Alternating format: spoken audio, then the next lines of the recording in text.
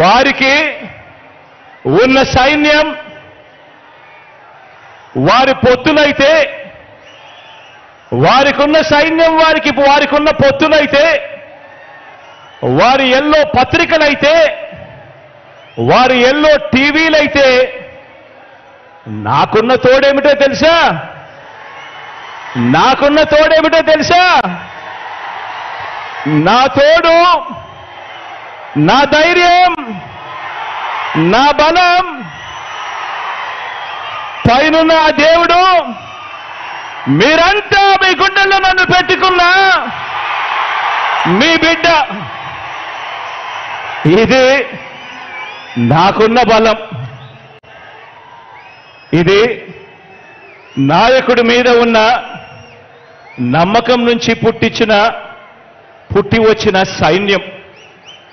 ఒక నాయకుడిని నమ్మారు ప్రజలు అనంటే ఏ రకంగా ఉంటుంది స్పందన, ఏ రకంగా ఉంటుంది వాళ్ళ ప్రేమ అన్న దానికి ఇదే నిదర్శనం. ఇక్కడ కనిపిస్తా ఉన్న నా అక్క చెల్లెమ్మలు, నా అన్నదమ్ములు, నా అవ్వాతాతలు, నా కుటుంబ సైన్యం ఇక్కడే కనిపిస్తుంది.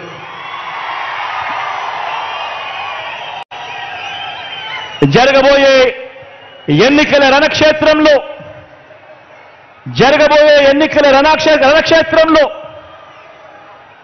కృష్ణావతారంలో కృష్ణుడి పాత్ర పోషిస్తూ మీరు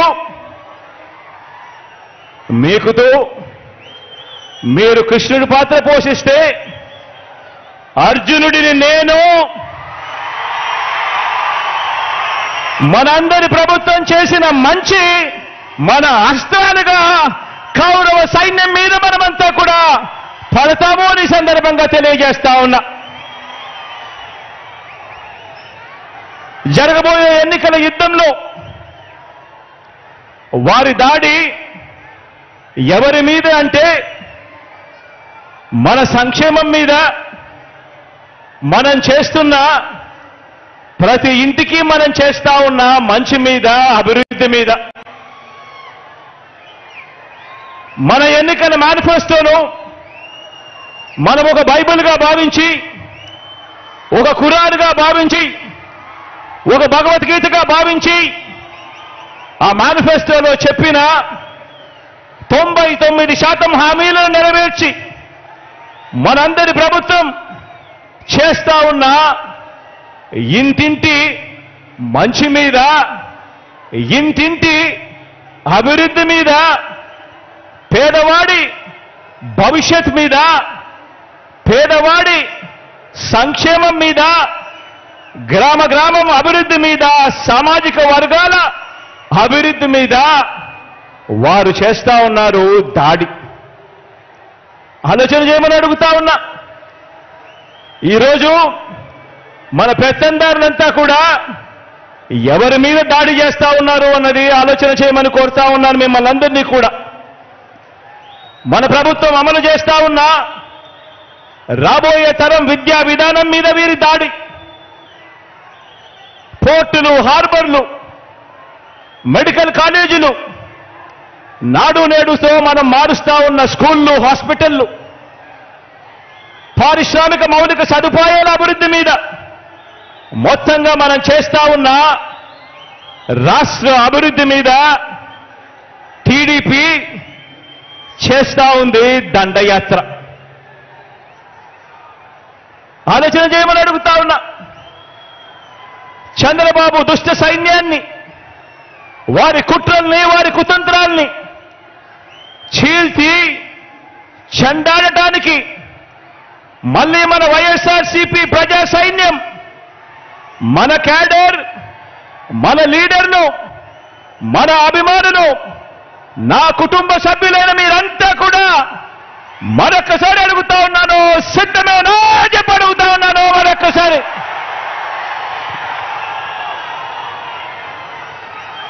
మనకు ప్రతిపక్షానికి మధ్య ఉన్న తేడాను, ప్రతి కుటుంబానికి మనం చేసిన మంచిని వివరించేందుకు ఈరోజు ఈ గోదారమ్మ సీమలో ఈరోజు ఇక్కడ నిలబడి ఉన్న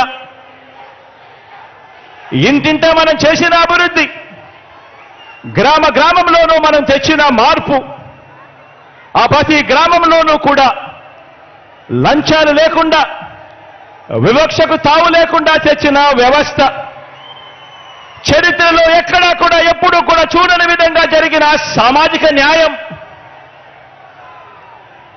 వీటి అన్నింటికీ మనందరి ప్రభుత్వమే కేర్ ఆఫ్ అడ్రస్ అని ప్రతి అభిమాని, ప్రతి కార్యకర్త కూడా కాలర్ ఎగిరేసి చెప్పటానికి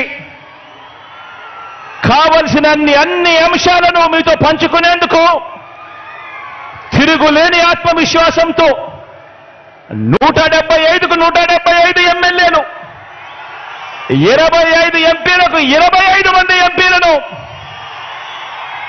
గెలవాల్సిన అవసరాన్ని వివరించేందుకు ఇక్కడికి ఈరోజు మీ ముందుకు మీ వాడిగా వచ్చి మీ అందరితోనూ కూడా ఈరోజు నా మనసు పంచుకుంటా ఉన్నాను.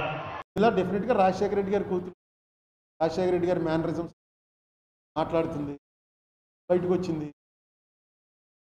ఏ తెలుగుదేశంలోనో చేరితే అనుకోవచ్చు ఎంపీ అవ్వటం కోసం చేరింది, లేకపోతే ఎమ్మెల్యే మేమే పారేద్దాం కదా, అది పెట్టచ్చు. కాంగ్రెస్లో చేరింది, వాళ్ళ పార్టీయే కదా కాంగ్రెస్. జగన్మోహన్ రెడ్డి ఫస్ట్ ఎంపీ అయింది కాంగ్రెస్. దీని మీద ఎక్కువ డిస్కషన్ అనవసరం. ఇష్టమైన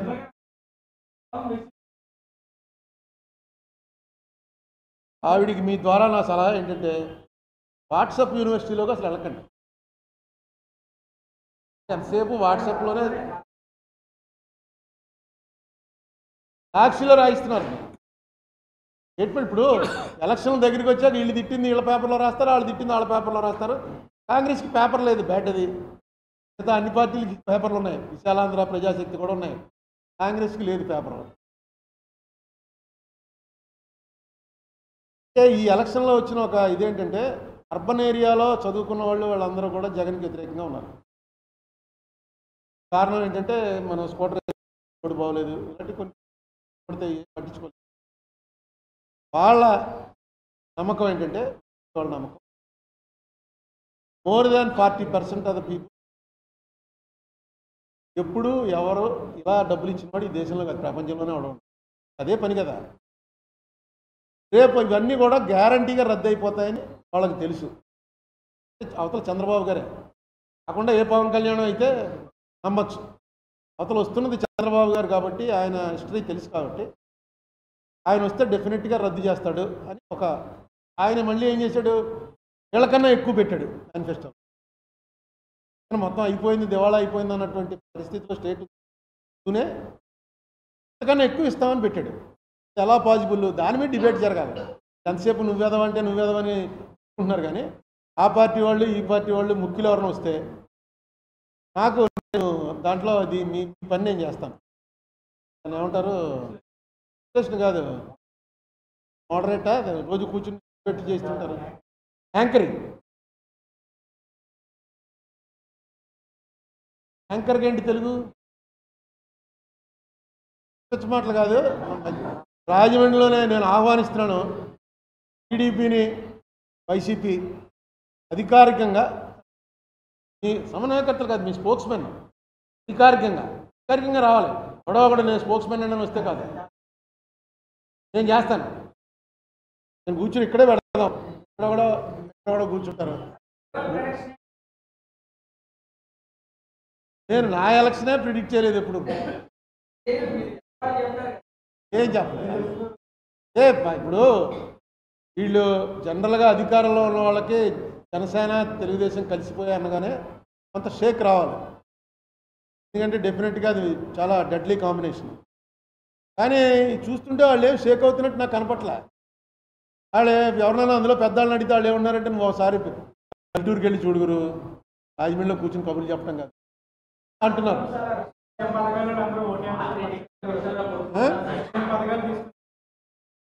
అని వాళ్ళు నమ్ముతున్నారు. అదే ఇప్పుడు జగన్మోహన్ రెడ్డి ఎన్ని రకాల తప్పులు చేయాలో అన్ని రకాల తప్పులు చేసుకుంటూ పోతున్నాడు. ఈ సీట్లు మార్చడం ఇది ఆఖరిలో చెప్తారు, మార్చేసేవారు అని. వాడు ఏడ్చేలోపు నోటిఫికేషన్ వచ్చేస్తుంది, నామినేషన్లు వేసేస్తారు. ఇప్పుడు 2 నెలల ముందే మొన్న ఒక ఎమ్మెల్యేకి ఆవిడ ఎమ్మెల్సీకి ఓటేయడానికి వెళ్తుంటే పిలిచి చెప్పేట నీకు టికెట్ లేదని. ఆవిడ వెళ్ళి వ్యతిరేకంగా ఓటేసింది. ఎమ్మెల్సీ ఓడిపోయారుగా. ఆ విజయవాడ అమ్మాయి నెగ్గింది. తెలుగుదేశం అమ్మాయి నెగ్గింది. శ్రీదేవ అదే ఎవరో అదే ఆ ఓటు ఎవరైనా ఓటేసి వచ్చాక చెప్తే అర్థం ఉంది. అలాగే ఇప్పుడు చాలా సీట్లు మీకు సీట్లు లేవని చెప్పేశారు. వీళ్ళందరూ రేపు ఏం చేస్తారు? రాజ్యసభ ఎలక్షన్లో ఇంకోటి ఎలక్షన్ సీక్రెట్ పోల్ కాదు, చూపించేయాలి. ఇక్కడ ఓటు వాళ్ళు ఎవరైతే పార్టీ ఏజెంట్ అక్కడ నిలబడి ఉంటాడో ఆ పార్టీ ఏజెంట్కి చూపించాలి. అంతవరకే ఉంది. పార్టీ ఏజెంట్కి చూపించి వేరే పార్టీకి వేసారనుకో ఏం చేయాలి అన్నది ఇక్కడ లేదు. ఇప్పుడు డెసిషన్ ఏం తీసుకుంటారో చూపించి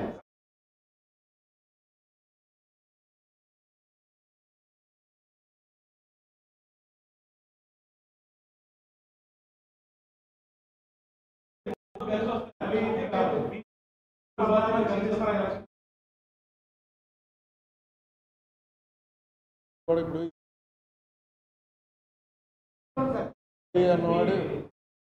మోడీ అన్నవాడు మన జగన్ అన్నవాడు ఒకటే పరిస్థితి. వాళ్ళ మనసులో ఏమొస్తే అది చేస్తారు. మోడీ కనీసం అమిత్ షాతో మాట్లాడతాడు, జగన్ ఎవరితో మాట్లాడో ఎవరు చెప్పలేకపోతున్నారు.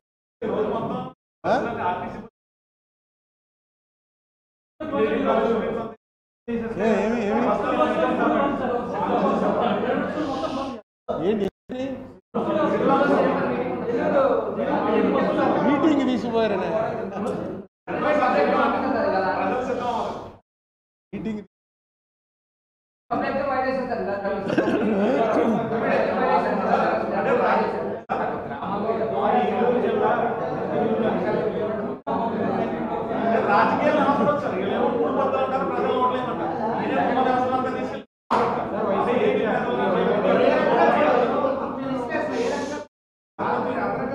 ఏది దేన్ని అయ్యా రీసౌండ్ 1 by 1 అడగండి.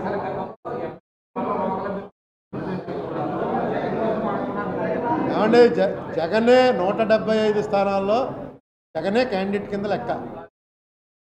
చేస్తే జగన్కి వేస్తారు, లేకపోతే జగన్ ఓడిస్తారు తప్ప మిగతా పార్టీలా కాదు. క్లియర్గా చెప్పేస్తున్నాడు అతను.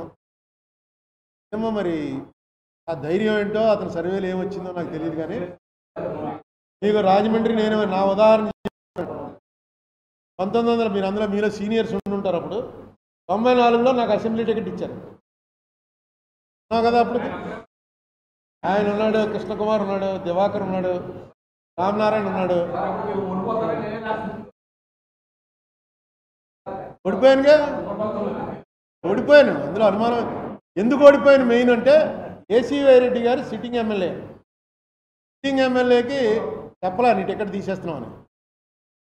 ఇక్కడ పివి నరసింహారావు ప్రధానమంత్రిగా ఉండి ఇదేంటిది 70 మంది ఆ రెడ్లు తగ్గించాలి, మనం 10 అన్నా తగ్గించాలి కనీసం చెప్పి మీటింగ్లో అన్నట్ట. అన్నాడని వార్త ఇదంతా పేపర్లో వచ్చింది.